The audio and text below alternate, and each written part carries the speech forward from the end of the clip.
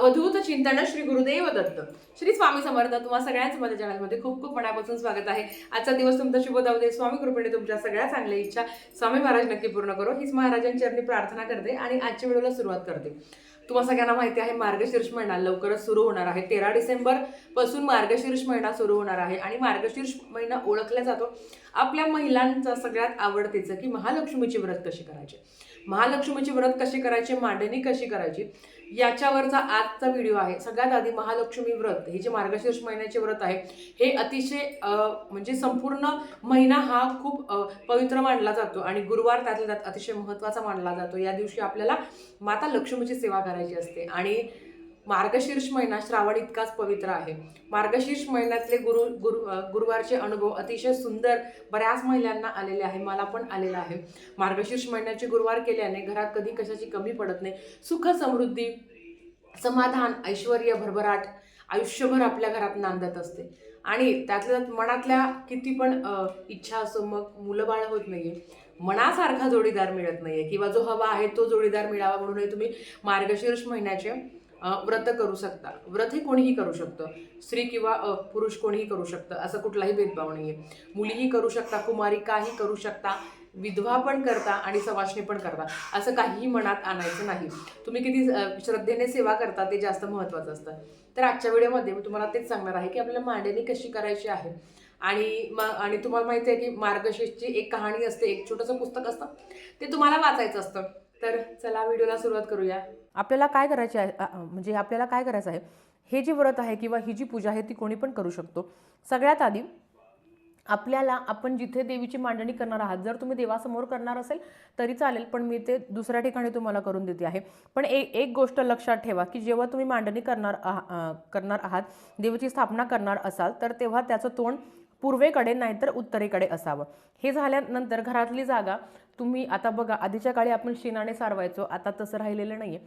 पण तुम्ही जिथे मांडणी करणार असाल तेव्हा अर्थात तुम्हाला ती फरशी झाडझूड फरशी स्वच्छ करायची आहे. त्याच्यानंतर चौरंगा किंवा पाट ठेवायचा आहे, पाटावर लाल वस्त्र तुम्हाला ठेवायचं आहे. त्याच्याबरोबर पाटाच्या भोवती तुम्हाला रांगोळी काढून घ्यायची आहे. त्याच्याबरोबर इथं मी वर्तुळाकार मी असं गोल काढलेला आहे आणि त्याच्यावर मी कलश मांडते आहे. सगळ्यात आधी तांदूळ ठेवायचे, तांदूळ मी ठेवून घेतले आहे. बेसिक तयारी तुम्हाला करून दाखवते.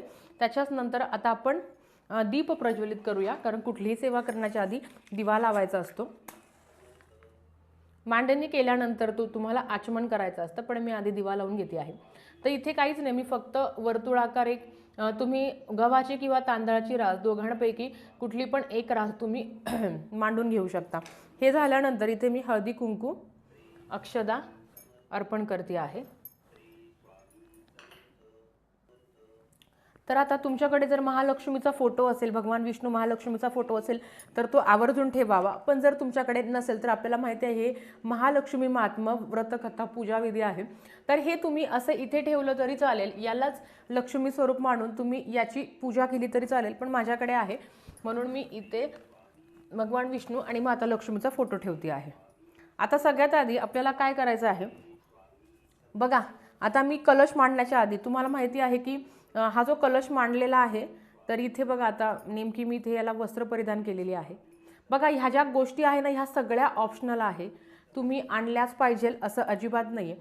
इथे मी तांब्याचा एक तांब्या घेतलेला आहे. इथे अशा 5 प्रकारच्या रेषा खालून वरती मी करून घेतलेल्या आहे. आता याच्यामध्ये तुम्हाला काय टाकायचं आहे, तर याच्यामध्ये तुम्हाला 1 रुपया सुपारी आणि दुर्वा तुम्हाला ह्या कलशात टाकायच्या आहे. तर बघा, मी 1 रुपया सुपारी त्याच्याबरोबर याला हळदी कुंकू अर्पण करून घेते. मी फूल अर्पण करते आणि दुर्वा टाकते. आता तुम्हाला मी इथेच का टाकते आहे, कारण मला ना याला वस्त्र परिधान करायचं आहे म्हणून तुम्हाला मी दाखवते. आणि सगळ्यात आधी एक गोष्ट लक्षात घ्या, हे सगळं ऑप्शनल आहे, हे केलंच पाहिजे असं नाही आहे. पण तुमच्याकडे असेल, आपलं कसं असतं ना की महालक्ष्मी आपली किती सुंदर दिसेल हेच आपला एक हेतू असतो. तर ह्या पद्धतीने मी कलशाची मांडणी करून घेतलेली आहे आणि आता आपल्याला याच्यावर नारळ ठेवायचा आहे. नारळ ठेवण्याच्या आधी 5 झाडांची पानं तुम्हाला घ्यायची आहे आणि 5 झाडांची पानं हे 5ही दिशेला तुम्हाला ठेवायचं आहे. पण आता म्हणजे बाजारात पत्री विकत आलेली नाही आहे म्हणून मी फक्त इथे नागवेलीची पानं ठेवते आहे. पण तुम्ही लक्षात घ्या, तुम्हाला 5 झाडांच्याच पानं तुम्हाला ठेवायचे आहे.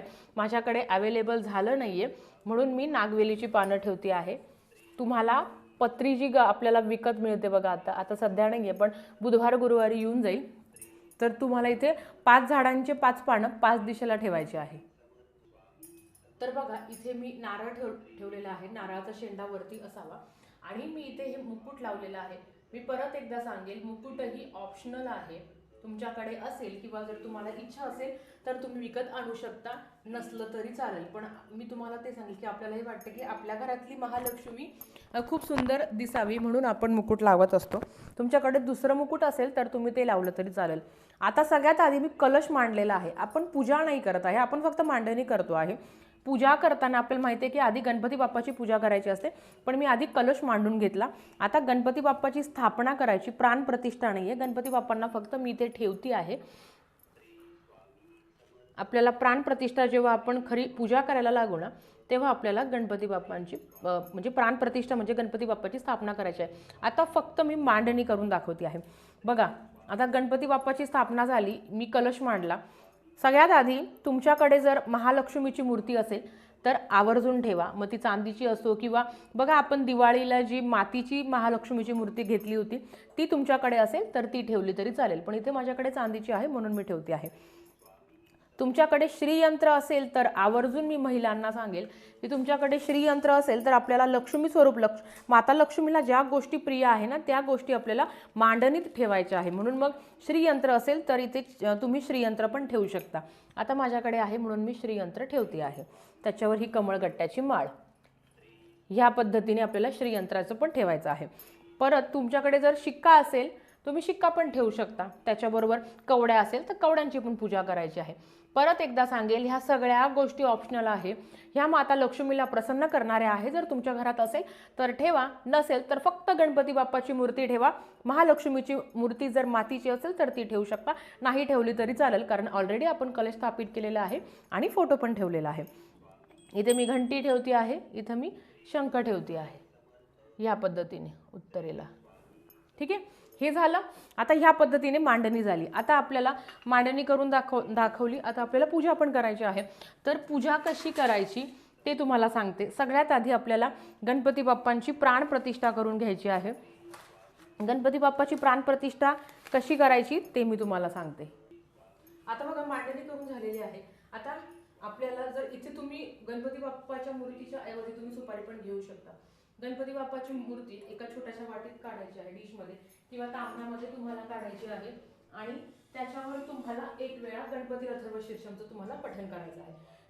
गणपती अथर्व शीर्षम येत असेल तर ठीक आहे, नसेल येत तर तुम्ही ओम गण गणपते नमः, ओम गण गणपते नमः, ओम गण गणपते नमः, ओम गण गणपते नमः असं म्हणून तुम्हाला पाण्याने अभिषेक करायचा आहे.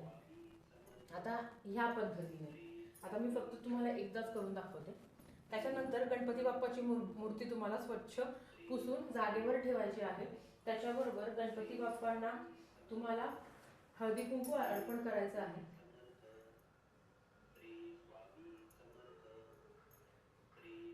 अक्षरा अर्पण करायचं. गणपती बाप्पांचं आवडतीचं फूल जास्वंदाचं फूल असेल किंवा लाल कलरचं फूल तुम्हाला गणपती बाप्पाला अर्पण करायचं आहे. आता गुळ खोबऱ्याचा नैवेद्य तुम्हाला गणपती बाप्पांना दाखवायचा आहे. तर मी आता इथे गुळ आणि खोबऱ्याचा नैवेद्य गणपती बाप्पांना मी दाखवून घेते. थोडीशी हे बाजूला ठेवते इथे.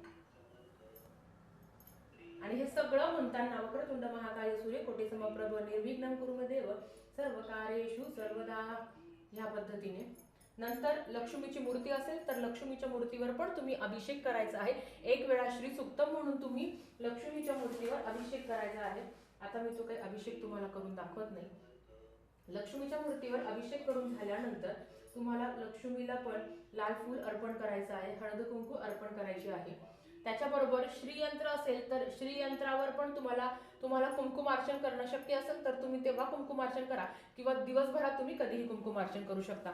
तर इथे मी देवीला सुंदर असा गजरा पण अर्पण केलेला आहे आणि तिचं हे वस्त्र होतं, हे मॅचिंगच मला मिळालं तर हे पण मी लावून घेतलेलं आहे.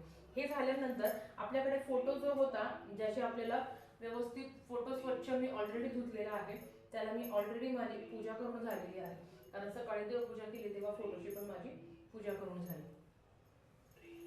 आता ही मांडणी झाल्यानंतर या पुस्तकामध्ये जे काही तुम्हाला सांगितलं आहे त्या पद्धतीने तुम्हाला या देवीची सेवा किंवा उपासना करायची. तर याच्यात सगळ्या प्रकारचं सांगितलं आहे की तुम्हाला काय काय करायचं आहे. महालक्ष्मी महात्म्य आवर्जून वाचावं. महालक्ष्मीची जी कथा आहे ती पण तुम्हाला वाचायची आहे. आता बघा, आपण ही मांडणी वगैरे झाली आपली. या व्रताचे नियम काय आहे? या व्रताचे नियम खूप सोपे आहे. बघा, आता समजा जर तुम्हाला मासिक धर्म आला, समजा जर पहिल्या गुरुवारी आला, तर तुम्हाला काय करायचं आहे, तर तुम्हाला कोणाकडनं तरी तुम्हाला मांडणी करायची आहे. उपवास तुम्हाला करायचा असतो, पण कोणीतरी येऊन वाचून जाईल. किंवा दुसऱ्या गुरुवारी आलं, तिसऱ्या गुरुवारी आलं, तरी तुम्हाला याच पद्धतीने करायचं आहे. आणि कुठलीही सेवा करताना मनात भाव असणं खूप महत्वाचं आहे. तुमच्याकडे अत्तर असेल तर नक्कीच तुम्ही लक्ष्मीच्या मूर्तीला किंवा फोटोला तुम्ही अत्तर लावू शकता. आता बघा, व्रताचे नियम तुम्हाला मी सांगते. याच्यात सगळं दिलेलं आहे की तुम्हाला पहिल्या गुरुवारी जसं मी तुम्हाला सांगितलं की शरीर शुद्ध असणं खूप महत्वाचं आहे, त्याच्याबरोबर तुमचं मनही शुद्ध पाहिजे. आता तुम्हाला काय करायचं आहे की दर गुरुवारी तुम्हाला हे जे महालक्ष्मीची व्रतकथा आहे हे वाचायचं आहे. त्याच्यानंतर तुम्हाला महात्म्य आहे ते पण वाचायचं आहे. आणि हे या पुस्तकात आहे, याची किंमत काही 5 रुपये असेल. हे सगळं महात्म्य वाचून झाल्यानंतर तुम्हाला महालक्ष्मीची आरती करायची आहे आणि नंतर महालक्ष्मी अष्टकमचं तुम्हाला पठण करायचं आहे. आणि ही कथा आणि महात्म्य वाचायला काही तुम्हाला जास्त वेळ पण लागणार नाही. पण मी तुम्हाला खरं सांगते की महालक्ष्मीचे व्रत किंवा गुरुवारचे व्रत ज्या महिलांनी केले असेल त्या प्रत्येक महिलेला सुंदर असे अनुभव आले असेल आणि माता लक्ष्मीने तिच्या मनातल्या सगळ्या मनोकामना पूर्ण केल्या असेल, हे तेवढंच खरं आहे. तर मी आता तुपाचा दिवा लावून घेते आणि मग आपण भेटूया. तर मी ते दिवा लावून घेतला आहे. आपण जो कलश मांडला होता महालक्ष्मी स्वरूप, त्याची पण तुम्हाला पूजा करायची आहे. आणि मनोमन ओम श्री महालक्ष्मी नमः, ओम श्री महालक्ष्मी नमः या मंत्राचा तुम्हाला जप करायचा आहे. आता बघा, हे झाल्यानंतर तुम्हाला ओटी भरायची आहे. तुम्ही पहिल्याच गुरुवारी ओटी भरली तरी चालेल आणि हीच ओटी तुम्हाला 5 गुरुवारपर्यंत ठेवायची आहे. तर बघा, इथे मी ओटीचं सामान घेतलेलं आहे. आता मी इथे देवीची ओटी भरून घेत आहे.